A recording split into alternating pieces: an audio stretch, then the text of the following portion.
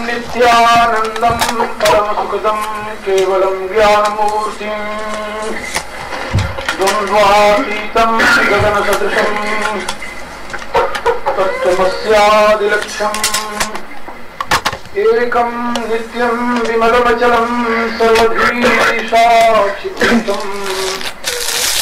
भावातीतं त्रिगुणरहितं सद्गुरुं तं नमामि।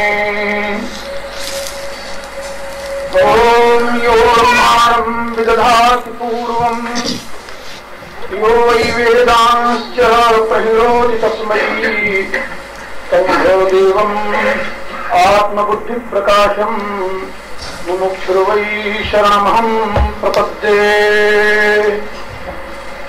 ओम नमो शंभवाय च मयोभवाय च नमः शंकराय च मयस्कराय च नमः शिवाय च शिवतराय च। ओम शांति शांति शांति।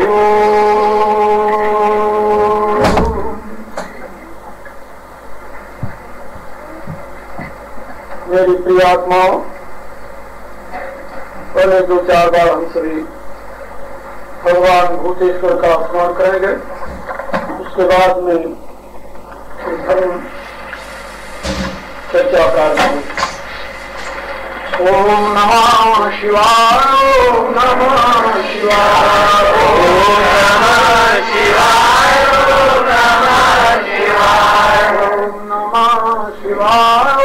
नमः शिवाय, ओम नमः शिवाय, ओम नमः शिवाय, ओम नमः शिवाय, ओम नमः शिवाय, ओम नमः शिवाय, ओम नमः शिवाय, ओम नमः शिवाय, ओम नमः शिवाय, ओम नमः शिवाय, ओम नमः शिवाय, ओम नमः शिवाय, ओम नमः शिवाय, ओम नमः शिवाय, ओम नमः शिवाय। शंकर भगवान की जय। आप लोग कई दिनों से वेदांत सार सर्वोच्च भगवान शिव तथा उनके उत्तम चरित्र का स्मरण कर रहे हैं।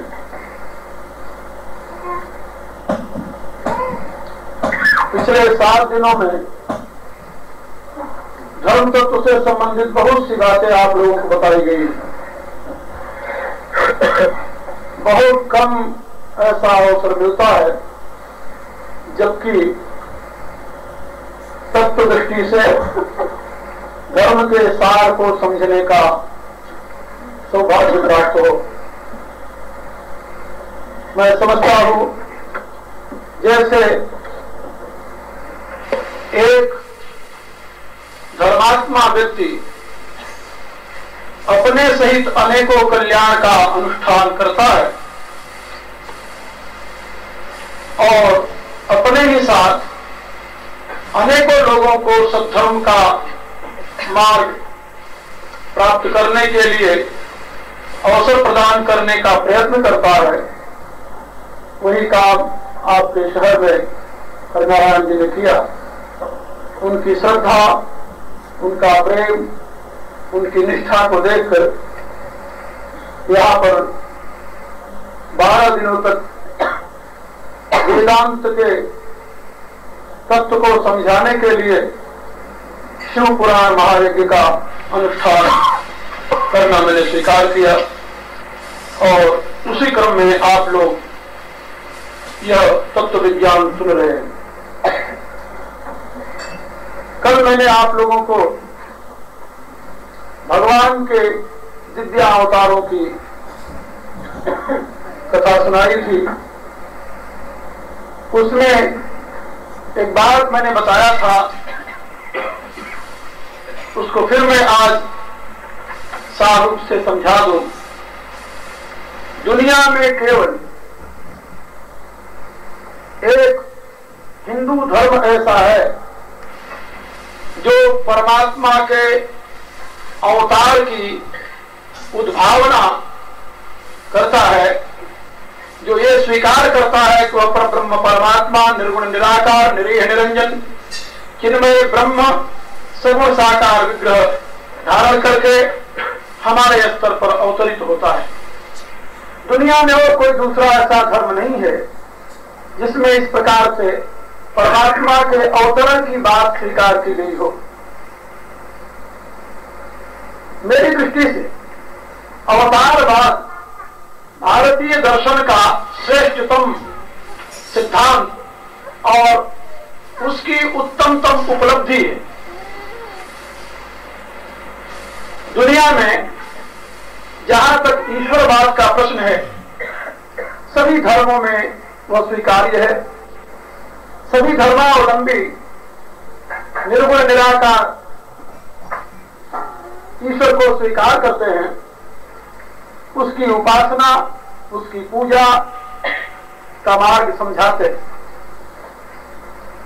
लेकिन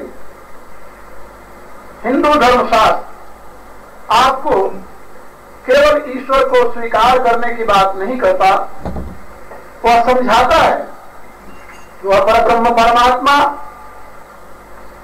जो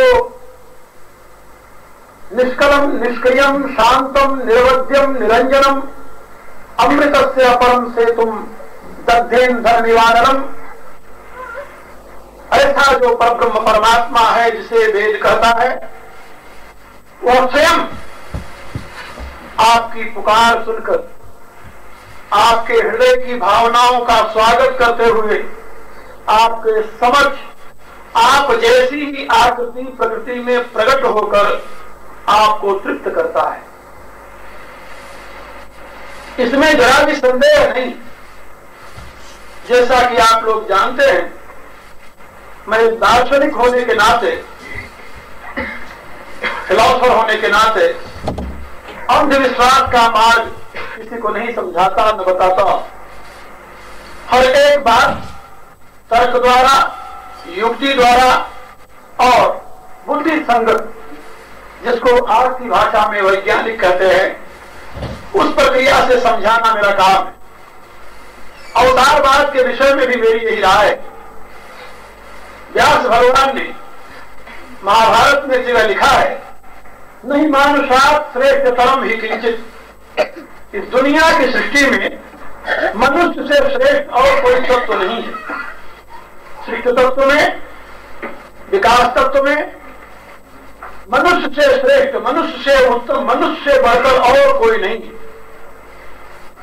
केवल इसी उद्देश्य से कहा है कि मनुष्य जीवन एक ऐसा जीवन है जिसमें पूर्णत्व की अभिव्यक्ति होती है, जिसमें पूर्णत्व का प्रकाश होता है, जिसमें पूर्णत्व का अवतरण हो सकता है।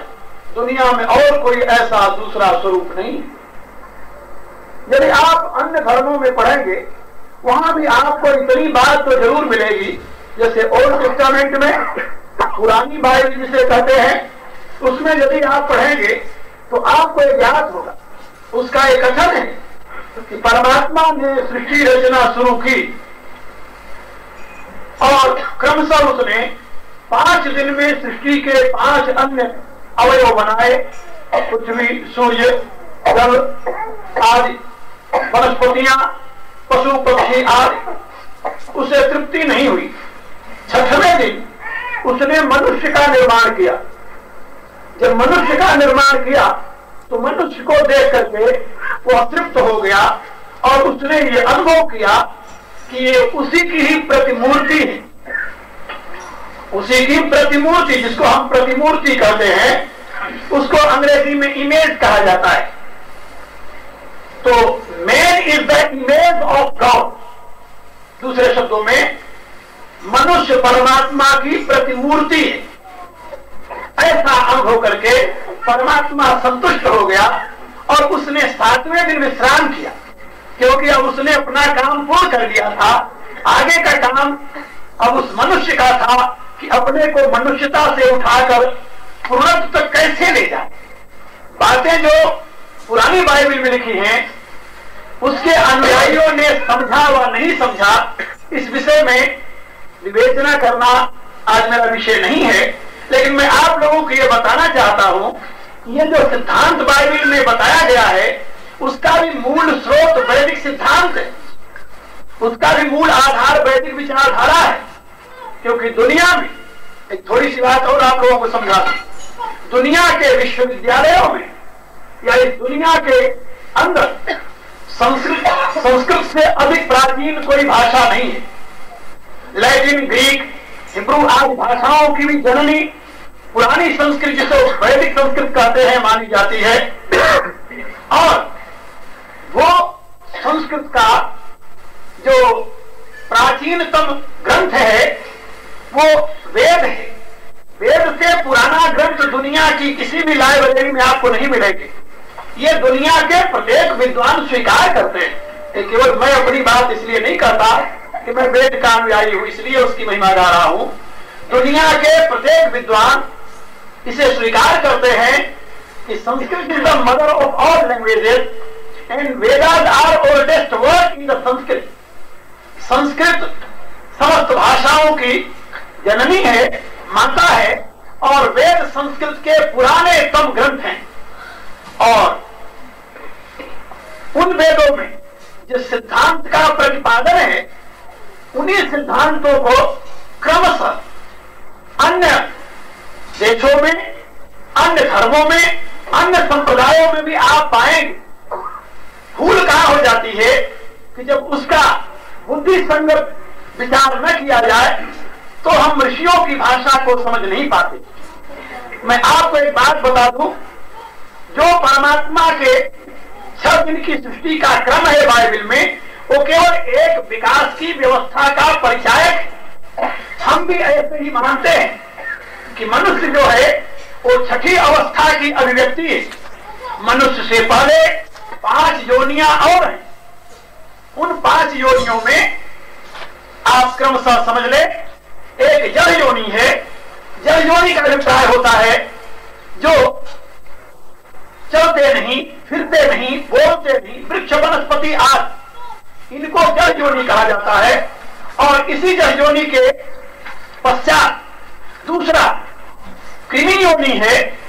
कृमि योनि के पश्चात सरीसृप योनि है। उसके पश्चात पक्षी योनि है और उसके पश्चात पशु योनि है। ये 5 योनियां, जल योनि, वृक्ष वनस्पति आदि, उसके बाद में कृमि, उसके बाद में रेंगने वाले जीव, कीड़े मकोड़े जिसे आप समझते हो, और उसके पश्चात उड़ने वाले पक्षधारी, और उसके पश्चात 5वीं अवस्था में स्तनपायी पशु। ये 5 योनियां क्रमशः विकसित होती हुई आगे जब आती हैं तो 6ठी अवस्था में मनुष्य का आविर्भाव होता है। ये जो 6ठी अवस्था में मनुष्य का आविर्भाव है, इसी बात को पुरानी बाइबल में समझाने के लिए 5 दिन में परमात्मा ने अन्य अन्य तत्वों की सृष्टि की और 6ठे दिन मनुष्य को बनाया, ऐसी बात कही गई। लेकिन वहां पर दार्शनिक विश्लेषण नहीं है, वहां पर एनालिसिस नहीं है। फिलोसफिकल या लॉजिकल एनालिसिस के अभाव में लोग इस बात को समझ नहीं पाते। वो ये समझते हैं कि भगवान कहीं बैठा हुआ कोई वस्तु बना रहा था, बनाते बनाते 5 दिन बीत गए, 6वें दिन उसने मनुष्य बना दिया। बनाने की बात नहीं, वो विकास की व्यवस्था का अवबोधक शब्द है। तो मैं आप लोगों को ये बता रहा था कि मनुष्य सृष्टि विकास में 6ठे स्तर पर है और मनुष्य में प्रकृति के 2400 तत्व प्रकट हो जाते हैं। इसके बाद प्रकृति के पास और कुछ नहीं है आपको देने के लिए। प्रकृति के 24 तत्व हैं, 24 अवयव हैं, और 24 अवयव मनुष्य शरीर में प्रकट हो जाते हैं। 5 ज्ञान इंद्रियां, 5 कर्म इंद्रियां, 5 महाभूत, 5 विषय, एक 20 होते हैं, अहंकार, मन, बुद्धि और चित्त, ये 24 होते हैं। इन 24 को मनुष्य प्राप्त कर लेता है। मनुष्य इतर योनियों में केवल वो 23 होते हैं, उससे भी नीचे वाली योनियों में केवल वो 22 होते हैं, उससे भी नीचे वाली योनियों में केवल वो 21 होते हैं, और नीचे वाली योनियों में केवल वो 20 होते हैं।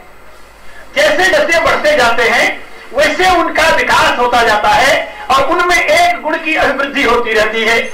मनुष्य में जाकर 24 पूरे हो जाते हैं। मनुष्य को अन्य योनियों की अपेक्षा जो विशेष तत्व मिला है उसको बुद्धि कहते हैं। इस बुद्धि के नाते ही आप मनुष्य। हमारे यहाँ निरुक्त शास्त्र में मनुष्य शब्द की व्याख्या की गई है। मनुष्य किसे कहा जाता है? यास्काचार्य कहते हैं मननात् मनुष्य। मनन करने के नाते, चिंतन करने के नाते, विचार करने के नाते, बुद्धि के अधिपति होने के नाते मनुष्य कहा जाता है वह प्राणी। यदि मनन की क्षमता न हो, विचार की क्षमता न हो, तो मनुष्य की आकृति मिलने पर भी आप उसे पशु ही कहेंगे।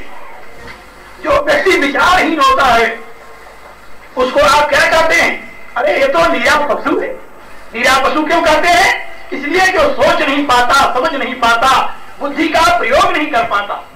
तो मेरे मित्रों, केवल बुद्धि के नाते मनुष्य हैं आप, यही आपका वैशिष्ट्य है। एक बात और मैं आपको बताऊं, हमारे यहाँ धर्म शास्त्र के निर्णय में धर्म की मीमांसा करते हुए ये बताया गया है कि दुनिया में प्रत्येक पदार्थ अपने में एक अपना विशेष धर्म रखता है।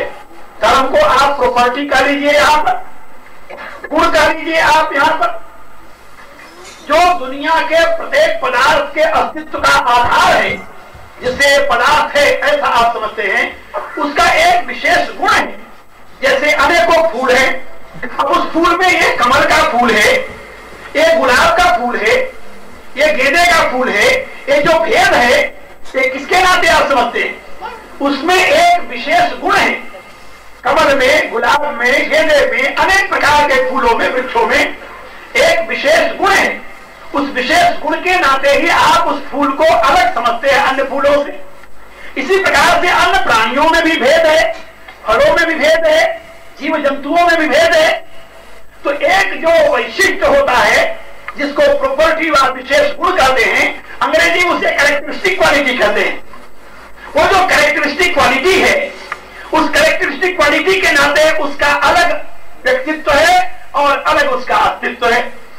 तो व्यक्तित्व और अस्तित्व का आधार जो कैरेक्टरिस्टिक क्वालिटी है, विशेष गुण है, वही उसका धर्म कहा जाता है।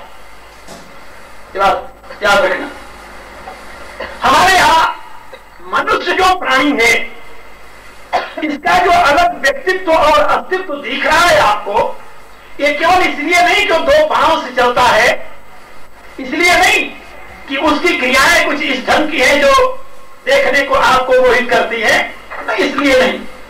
केवल वो 2 पांव का पशु भी कहा जा सकता है। तुलसीदास जी ने उसे नर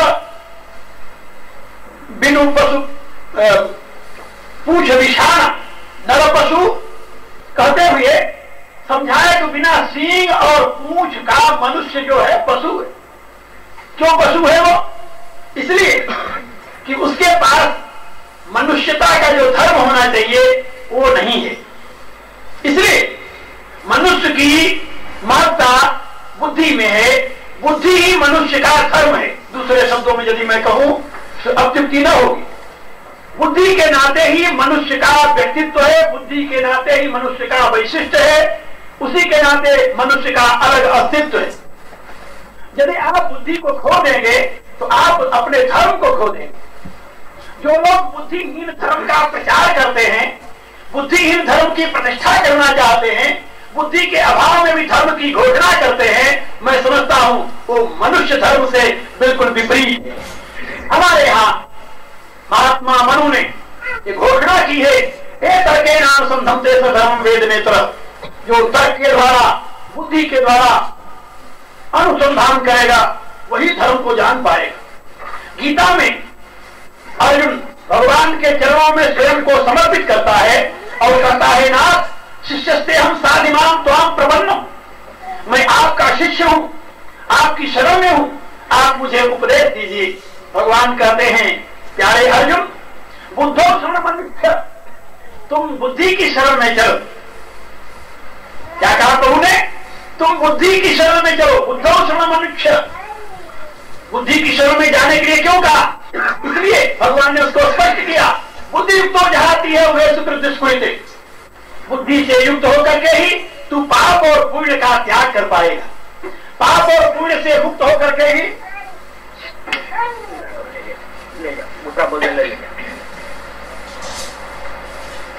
पाप और पुण्य से मुक्त होकर के ही तू अपने जीवन के लक्ष्य को पूर्ण कर पाएगा। जो लोग पाप और पुण्य के प्रवाह में बहते रहते हैं वो मनुष्यता को सार्थक नहीं बना पाते। उनके जीवन का कोई करार होता है, कगार होता है, किनारे होते हैं, दुख और सुख। कभी वो दुख से टकराते हैं, कभी सुख से टकराते हैं। और ये दुख सुख से जो टकराना है ये भी स्थायी नहीं होता। कुछ काल के लिए सुख से टकरा गए, जब सुख से टक्कर लगी, सुख का संयोग हुआ, हंसते रहे, खेलते रहे, नाचते रहे। दुनिया में दुख भी हो सकता है, कल्पना नहीं आई। जब कभी दुख का टक्कर लगा तो सोचते हैं दुनिया में सुख तो कभी आ ही नहीं सकता, सारा जगत दुख में। आपको भी जानकर आश्चर्य होगा, जिस समय मनुष्य सुखी होता है उसको दुनिया में दुख नहीं दिखाई देता, जिस समय वो दुखी होता है तो दुनिया में सुख भी नहीं दिखाई देता। हर एक मनुष्य की अपनी अवस्था ही उसके लिए संसार का स्वरूप होती है। फिर समझ लीजिए आप, मनुष्य के लिए उसकी अपनी अवस्था ही संसार का स्वरूप होती है। यदि वो सुखी है तो संसार सुखी है, यदि वो दुखी है तो संसार दुखी है, दुखमय। ये दुख सुख के टक्कर से जो मनुष्य टकराता रहता है उसका मूल कारण क्या है? शास्त्रकारों ने बताया, धर्म और अधर्म। एक आह्लाद परिताप फला पुण्या पुण्य हेतुत्वात्। ये हमारे जो कर्म हैं, इन कर्मों की दो स्थितियां हैं, एक धर्म की स्थिति है, दूसरी अधर्म की स्थिति है। जब हम धर्म की स्थिति में चले जाते हैं, धर्म के फल को प्राप्त करने लगते हैं, उस समय हम सुखी होते। हम जब अधर्म के परिणाम को भोगने लगते हैं तो दुखी होते। कभी कभी ऐसा दिखाई देता है कि हम अभी तो धर्म में जीवन बिता रहे हैं, धर्म की भावना से चल रहे हैं, अचानक दुख कहां से आ गया? शास्त्र कहता है वो तुम्हारे कल का कर्म है। कल माने बीता हो, कल माने नहीं जो कल माने बीता हो। आज से 10 वर्ष का कल भी कल है, आज से 1 क्षण पहले का कल भी कल है। वो जो बीते हुए पूर्व जन्म के संस्कार का परिणाम आपके सामने आता है, उसको देख करके आप पीड़ित होते हैं, लेकिन आपको पता नहीं होता। इसलिए आप परमात्मा को विशेष रूप से प्रेम देते हुए, उसके ऊपर उलाहना देते हुए, उसे दोषी ठहराते हुए आप ये कहते हैं कि भगवान मेरे साथ अन्याय कर रहा है। लेकिन याद रखो मेरे प्यारे, भगवान अन्याय नहीं करता। आप ये कहेंगे यदि भगवान हमें प्यार करता है तो हमें दुख क्यों देता है? ये बात याद रखना, दुख की अग्नि में तप करके ही आप निर्मल होते हैं। आपकी शुद्धि के लिए, आपकी निर्मलता के लिए, आपको अपनाने के लिए प्रभु दुख की अग्नि में आपको थोड़ा सा तपाते। इसलिए यदि उससे बचना है तो भगवान का वही आदेश याद रखो, बुद्धि युक्त जहाती है वह सुकृत दुष्कृत। जब तुम बुद्धि से युक्त होगे, अपने कैरेक्टरिस्टिक क्वालिटी को समझोगे, पहचानोगे, तो तुम अपने आप बुद्धि के प्रकाश में पुण्य और पाप दोनों से अलग हो जाओगे। पुण्य अलग हो जाएगा तुम्हारे से, पाप अलग हो जाएगा तुम्हारे से। पाप पुण्य रहित जीवन ही अवधूत जीवन है। धूत कहते हैं दोष को, अवधूत कहते हैं निर्दोष को। तो निर्दोष जीवन, दोष रहित, मल रहित जो जीवन है वो तभी प्राप्त होगा जब तुम बुद्धि का प्रयोग करो। बुद्धि का जरा सा भी यदि गफलत से, प्रमाद से, अहंकार से, किसी भी नाते त्याग किया, कहां तुम दुखी हुए। दुनिया की कोई शक्ति तुम्हें संभाल नहीं सकती उस दुख से। आप लोगों को इसी संबंधित शिव पुराण में आई हुई एक कथा सुना रहा हूं। शिव पुराण में भगवती उमा के कई अवतारों का वर्णन है। उसमें विशेष रूप से 2 अवतारों की महिमा है। पहला अवतार सती रूप में है। पहले शिव पुराण कहता है जगत में नारी सृष्टि नहीं थी। ब्रह्मा ने अपने संकल्प से पुरुष सृष्टि का निर्माण किया, लेकिन उससे सृष्टि बढ़ नहीं रही थी। संकल्प से कितनी सृष्टि हो सकती थी? ब्रह्मा व्यथित होकर प्रभु की आराधना करने लगे। तब के द्वारा भगवान प्रकट हुए। उन्होंने कहा, ब्रह्मन, यदि तुम सृष्टि का विस्तार करना चाहते हो तो तुम महेश्वरी की आराधना करो। वह विश्वेश्वरी, परमेश्वरी, करुणामयी शक्ति जो है वही इस सृष्टि के विस्तार का माध्यम बता सकती है, बना सकती है। ब्रह्मा की स्तुति से, उनकी तपस्या से भगवान वह परब्रह्म परमात्मा अर्धनारीश्वर के रूप में प्रकट होते हैं। ब्रह्मा दोनों स्वरूपों की स्तुति करते हैं। विशेष प्रार्थना से भगवान शंकर के अर्ध भाग से भगवती प्रकट होती है और प्रकट होकर के ब्रह्मा को वरदान देती है। ब्रह्मा कहते हैं, देवी, बिना तुम्हारी अनुकंपा से नारी सृष्टि का निर्माण नहीं हो सकता। क्योंकि ब्रह्मा कहते हैं नारी सृष्टि की क्षमता मेरे में नहीं है, वो मेरे सत्व से परे की बात है। वह तो करुणामयी जगत जननी ही नारी सृष्टि कर सकती है, और बिना नारी सृष्टि के सृष्टि का विस्तार नहीं हो सकता, जीवों का उद्धार नहीं हो सकता। अनंत काल से वासना में जीव है जो यानी महातत्व में निहित है, घोर विद्या में निहित है। उन जीवों के उद्धार के लिए सृष्टि आवश्यक है, और उस सृष्टि में नारी के अभाव में कभी भी सृष्टि का विस्तार नहीं हो सकता। अनंत जीवों को विकास का अवसर नहीं प्राप्त हो सकता। इसलिए ब्रह्मा की प्रार्थना सुनकर वह सर्वेश्वरी, विश्वेश्वरी भगवती नारी तत्व को प्रकट करती और उसके द्वारा पुनः मैथिली सृष्टि का विस्तार होता है। ब्रह्मा वहीं पर प्रार्थना करते हैं कि भगवती, तुम कृपा करके मेरे पुत्र के यहाँ पुत्री रूप में अवतरित हो। महादेवी आशीर्वाद देती है और दक्ष के यहाँ सती रूप से अवतरित होती। पहला अवतार भगवती दुर्गा का सती रूप में। आप लोगों ने सती की कथा पढ़ी हो। अपने पिता दक्ष के यज्ञ में जाकर के उन्होंने भगवान शिव के अपमान के बदले अपने आप को योगाग्नि में भस्म कर दिया था। रामायण में इसी कथा को गोस्वामी जी ने एक और रूप से व्यक्त किया है। शिव पुराण में यद्यपि हमें उस प्रकार की कथा का वर्णन नहीं मिलता, लेकिन रामायण की कथा को जब हम पढ़ते हैं और उससे संबंधित जब अन्य ग्रंथों में पढ़ते हैं तो हमें उसका बोध होता है, उसका पता लगता है। रामायण में शिव के द्वारा सती के त्याग की कथा है, बड़ी दुखद कथा है। लेकिन आज मैं आप लोगों को कथा सुनाऊंगा। एक बार भगवान शंकर सती को साथ लेकर अगस्त आश्रम में जाते हैं। भगवान शंकर को आया देखकर अगस्त जी उनका स्वागत करते हैं और भगवती के सहित उनकी पूजा करते हैं। उसके बाद में सत्संग शुरू होता है। सत्संग में अगस्त जी भगवान की कथा का वर्णन करते हैं। परमात्मा वह पूर्ण ब्रह्म पुरुषोत्तम राम रूप में अवतरित हुए हैं और राम रूप में अवतरित होकर अनेक प्रकार की लीलाएं कर रहे हैं। उनकी लीलाओं का वर्णन अगस्त ऋषि करते हैं। पश्चात अगस्त जी प्रार्थना करते हैं कि प्रभु, आप तो राम भक्त हैं, राम की अनंत महिमा का आपको बोध है, आप मुझे राम की भक्ति का बोध कराई। भगवान शंकर राम की भक्ति का तत्व समझाते हैं।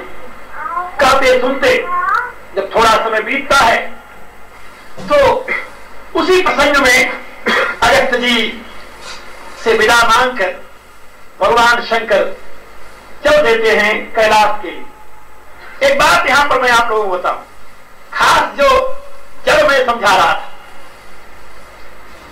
बुद्धि का जब आदर मनुष्य नहीं करता, ये जितनी लीलाएं हैं देवताओं की, दिव्य शक्तियों की, ये मनुष्य को शिक्षा के लिए है, याद रखना। भगवती महामाया स्वयं बुद्धि स्वरूपिणी है, उसकी बुद्धि में भ्रम हो इसकी तो कल्पना ही नहीं की जा सकती, क्योंकि यादेवी सर्वभूतेषु बुद्धि रूपेण संस्थिता, नमस्तस्यै नमस्तस्यै नमस्तस्यै नमो नमः। ऋषि कहते हैं कि जो देवी बुद्धि रूप में स्वयं प्रकट है, उसको मैं बार बार नमस्कार कर रहा हूं, तो उसकी बुद्धि में भ्रम हो ऐसा संभव नहीं। लेकिन लीला मात्र मनुष्यों को शिक्षा देने के लिए कभी कभी ये हमारे दिव्य शक्तियां विचित्र लीलाएं करती हैं। उसी लीला का एक अंश समझा रहा हूं। भगवती सती का जब अगस्त्य ऋषि पूजन करते हैं, तुलसीदास जी लिखते हैं, संघ सती जग जननी भवानी पूजे ऋषि अखिलेश्वरी जानी। अखिलेश्वरी जान करके भगवती भवानी की पूजा करते हैं। उससे आगे जब वो चरित्र का वर्णन करते हैं, तो सती का न तो राम के चरित्र सुनने में कोई प्रेम है और न तो राम की महिमा सुनने में प्रेम है। भगवान राम की महिमा का वर्णन ऋषि कर रहे हैं, भगवान शंकर बड़े प्रेम से सुन रहे हैं। राम कथा मुनिवर्य बखानी सुनी महेश परम सुख मानी। कहा केवल महेश सुने, सती नहीं सुनी? नहीं सुनी। सती ने क्यों नहीं सुना राम की महिमा? इसलिए उनको यह था कि हम तो अखिलेश्वरी हैं, हम परमेश्वरी हैं, हम परमेश्वरी हैं, अखिलेश्वरी हैं, हमारी पूजा हो रही है, ऋषि लोग हमारी उपासना करते हैं। इस अहम बुद्धि में सती ने उस परम तत्व की व्याख्या नहीं सुनी।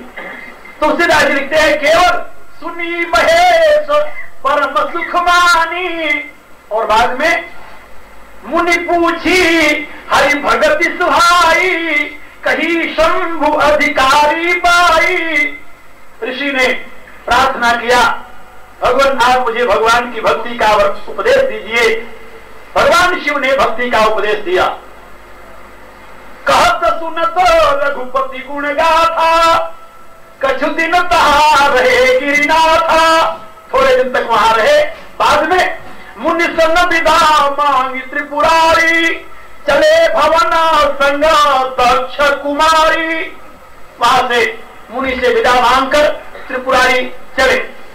तुलसीदास जी ने यहां पर अब नहीं कहा कि अब जग जननी भवानी जा रही उनके साथ, अब क्या कहा? चले भवना संग दक्ष कुमारी। दक्ष कुमारी भगवान शिव के साथ जा रही। कहा यहां पर दक्ष कुमारी क्यों कहा? पहले तो कहा था संग सती जग जननी भवानी, पहले जग जननी भवानी अखिलेश्वरी आदि शब्दों का प्रयोग किया, और अब दक्ष कुमारी कह रहे, बोले हाँ, जब वो शिव के अनुकूल थी, शिव के मन के साथ उनका मन मिला था, शिव की बुद्धि के साथ उनकी बुद्धि मिली थी, जब वो शिवमय थी तब वो भवानी थी। लेकिन अब वो अहम युक्त हो गई है, अब भवानी नहीं रह गई। अब कौन है वो? अब केवल दक्ष कुमारी है। और यहां के पश्चात आप देखेंगे सती के विनाश तक इसी शब्द का बार बार प्रयोग करते हैं गोस्वामी। रामचरितमानस में गोस्वामी जी ने बड़े ही सतर्कता के साथ शब्दों का प्रयोग किया, और किसी के स्वरूप का, स्वभाव का, गुण का वर्णन करते हुए वो सदैव 3-4 बातों पर बहुत ही सावधानी से विचार करते हैं। किसी के गुण का वर्णन करते हुए उसके कुल का ध्यान रखना, किसी के व्यक्तित्व को जानते हुए उसके स्वभाव को, उसके माता पिता के संस्कार को, उसकी वंश की परंपरा को, उसके साथ को, किन किन के साथ ये रहता है, साथ को, और उसकी क्रिया क्या है, क्या करता है, इन पर बहुत ही विचार करते हुए गोस्वामी जी ने अपने महाकाव्य में प्रयोग किया है। यहां पर भी उन्होंने सती को दक्ष कुमारी का करके संबोधित किया। जैसे दक्ष अहंकारी है, अहंकार में आकर के उसने भगवान शंकर का ही अपमान कर दिया, आगे अहंकार में आकर अपनी पुत्री का ही वो अपमान कर बैठेगा, उसी अहंकार के नाते उस दक्ष का विनाश होगा, उस अहंकारी पिता की ये पुत्री। इसलिए पिता के संस्कार इस समय इनमें जागृत हो गए हैं। एक बात याद रखो, अभी मैंने एक पुस्तक लिखी है मानस महाकाव्य में नारी, बड़ी पुस्तक है, उसमें मैंने इसका विश्लेषण किया है और यह प्रश्न उठाया है कि आखिर जो अवतार हैं, शक्तियां हैं, उनमें ये दोष कैसे आ जाते हैं। मैंने उसका समाधान किया है। समाधान उसका इस रूप में किया है कि जब वो महान शक्तियां अवतरित होती हैं तो वो जो माध्यम चुनती हैं, मीडिया जिसे कहते हैं माध्यम, वो माध्यम जिसको चुनती हैं तो माध्यमगत जो संस्कार हैं अवतार होने पर उस संस्कारों से युक्त होती है। यदि वो तब के द्वारा उस माध्यमगत संस्कार को नष्ट कर दें, समाप्त कर दें और विशुद्ध अपने तत्वमय रूप में प्रतिष्ठित हो जाए तो वो दिव्य होंगी, महान होंगी। और यदि उन संस्कारों को उन्होंने नष्ट नहीं किया और वो संस्कार साथ लिए रहे वैसा को वैसा, तो उनकी दिव्यता में भी संस्कारगत संसर्ग का प्रभाव आएगा ही, चाहे कैसा भी हो जाए। मैंने इसका विश्लेषण उस समय किया है पार्वती और सती दोनों को सामने रखकर। महारानी सती वही जगदम्बा का अवतार है, वही जगदम्बा पुनः पार्वती रूप में अवतरित होती है, लेकिन पार्वती रूप में जब अवतरित होती है तो अपने माता पिता जन्य संस्कारों को अपने तप की अग्नि में भस्म करती है वो, और भस्म करके जब तपस्या द्वारा परम पवित्र हो जाती है तब भगवान शिव उसका वर्ण करते हैं। और वह पार्वती अपने जीवन में कभी फिर वहां पर दोष के लिए, काम के लिए, दूषण के लिए स्थान नहीं होता।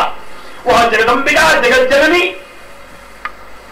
विश्व में श्रेष्ठतम आदर्श नारी के रूप में प्रतिष्ठित होती है। लेकिन सती के जीवन में हमें कहीं तपस्या का दर्शन नहीं होता।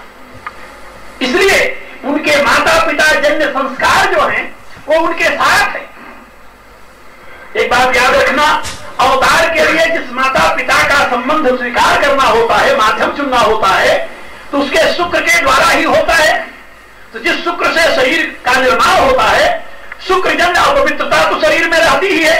आप लोग तो कई बार सुन चुके हो मेरे से, ये शरीर जो है क्या है, माता पिता के रजबीज के परिणाम का यानी स्वरूप। तो माता पिता के रजबीज को स्वीकार करके जो भी दिव्य आत्मा परमात्मा अवतरित होता है उसके संस्कार तो उसमें रहते ही हैं। वो जो संस्कार हैं उसको कैसे साफ किया जाए? तपस्या के द्वारा। जो व्यक्ति तपस्या से उस माध्यम के संस्कार को नष्ट कर देता है उसकी दिव्यता प्रकट हो जाती है। हम आप जितने हैं सभी की यही गति है, ये बात याद रखो। इसमें केवल एक सती की बात नहीं है, हम आप सबकी यही गति है। हम आप सबकी आत्मा दिव्य है, पूर्ण है, नित्य है, शाश्वत है, परम प्रकाशमय है, ज्ञान स्वरूप है। लेकिन जिस माध्यम से हम आप पैदा हुए हैं वो माध्यम माता पिता जन्य शुक्र है, शुक्र और श्रोणित है। उस शुक्र और श्रोणित जन्य माध्यम को यदि तप के द्वारा हम शुद्ध कर दें तो हम भी विशुद्ध हो सकते हैं, हम भी देव रूप में परिणित हो सकते हैं। जिसने तपस्या के द्वारा स्वयं को शुद्ध किया है उसको हम आज देवता मानते हैं, मानते आए हैं, आगे भी मानेंगे। आज भी जो है उनको हम मानते हैं। क्यों मानते हैं? तपस्या के नाते। तपस्या में इतना बड़ा बल है। रामायण में एक जगह नहीं कई जगह ये बात आई है। तप से बढ़कर के और कोई दूसरा साधन नहीं है जिससे कि मनुष्य दोषों से मुक्त हो सके, तपस्या की महिमा। लेकिन सती के जीवन में हम कहीं तपस्या का स्थान नहीं देखते, सतीवास चलती हैं। भगवान शंकर को ये चाह है कि प्रभु अवतार लिए हैं, मैं जरा उनका दर्शन करता हुआ चलूं। संयोग देखिए, अगस्त आश्रम से प्रभु आ रहे हैं सती साथ।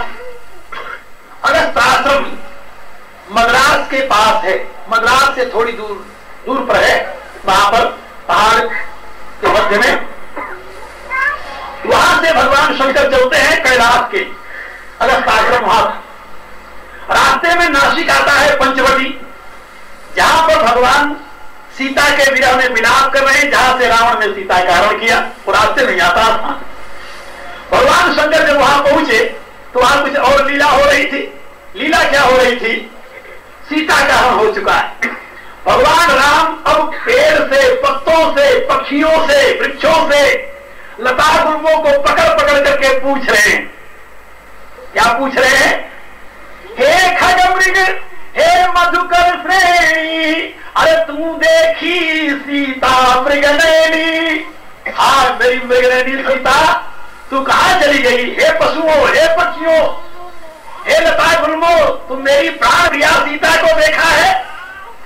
तुलसीदास लिखते हैं, लक्ष्मण समुझाओ तो बहुभांति, पूछत चले लता तरुपाती।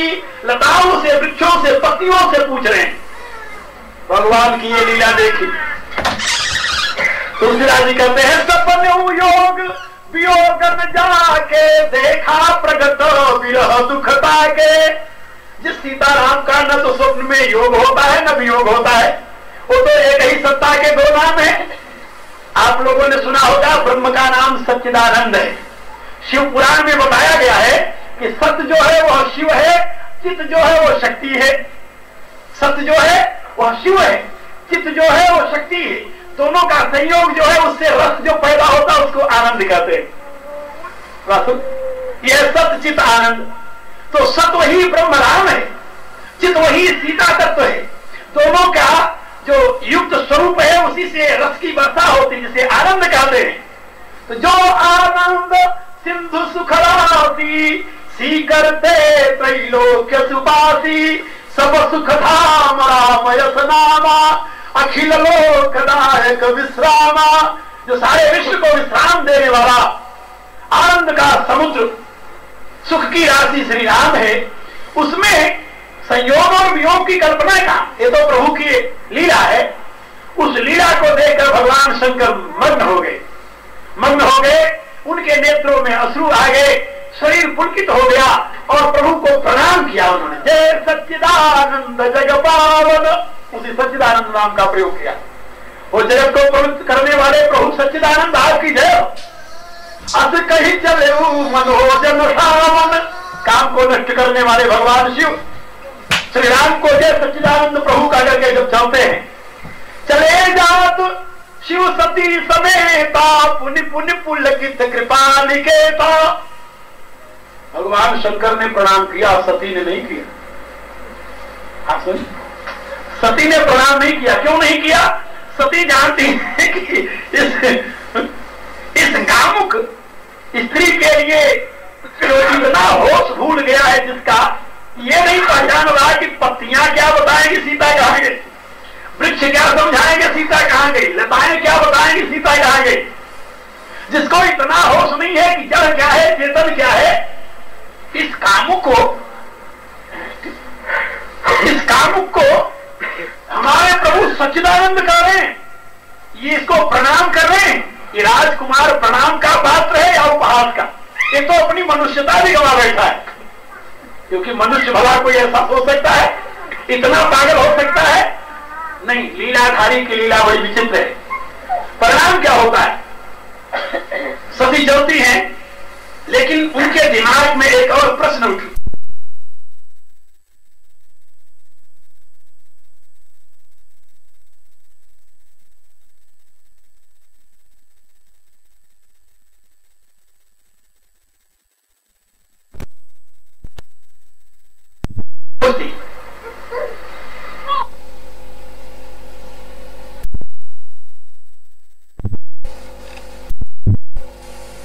सर्वज्ञ हैं, इसलिए शिव सर्वज्ञ जान सब कोई।